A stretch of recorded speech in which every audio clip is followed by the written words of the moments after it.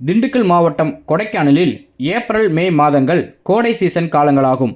வெளி மாவட்ட மற்றும் வெளி மாநிலங்களில் நிலவும் வெப்பத்தை சமாளிக்க ஏராளமான சுற்றுலா பயணிகள் கொடைக்கானலுக்கு வருகை தருவது வழக்கம். கொடைக்கானலுக்கு வரும் சுற்றுலா பயணிகளை மகிழ்விக்கும் விதமாக தோட்டக்கலைத்துறை சார்பில் பிரைன் பூங்காவில் மலர் கண்காட்சியும், சுற்றுலாத்துறை சார்பில் கோடை விழாவும் நடத்துவது வழக்கம்.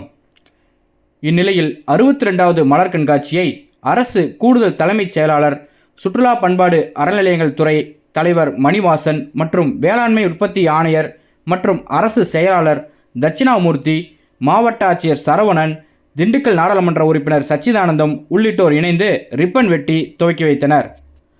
மலர் கண்காட்சியில் மயில், திண்டுக்கல் பூட்டு, மலைப்பூண்டு, கொய்யாக்கனி, செல்ஃபி பாயிண்ட், கங்காரு உள்ளிட்ட உருவங்கள் மலர்களால் அலங்கரிக்கப்பட்டு காட்சிப்படுத்தப்பட்டுள்ளது. அதேபோல காய்கறிகளில் யானை, அணில், பஞ்சவர்ண கிளி, புலி உள்ளிட்ட உருவங்கள் காட்சிப்படுத்தப்பட்டுள்ளது.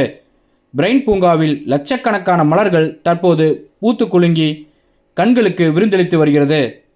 இன்று துவங்கிய மலர் கண்காட்சியானது ஜூன் 1ஆம் தேதி வரை நடைபெற உள்ளது என்பதும் குறிப்பிடத்தக்கது. அதேபோல கோடை விழாவும் தொடங்கியுள்ள நிலையில் கோடை விழாவில் பரதநாட்டியம், கலை நிகழ்ச்சிகள், பல்வேறு விதமான விளையாட்டுப் போட்டிகளும் சுற்றுலாத்துறை சார்பில் நடத்தப்பட உள்ளது. கொடைக்கானலிலிருந்து ராஜசேகரன், சுப்பிரமணிய பாரதி.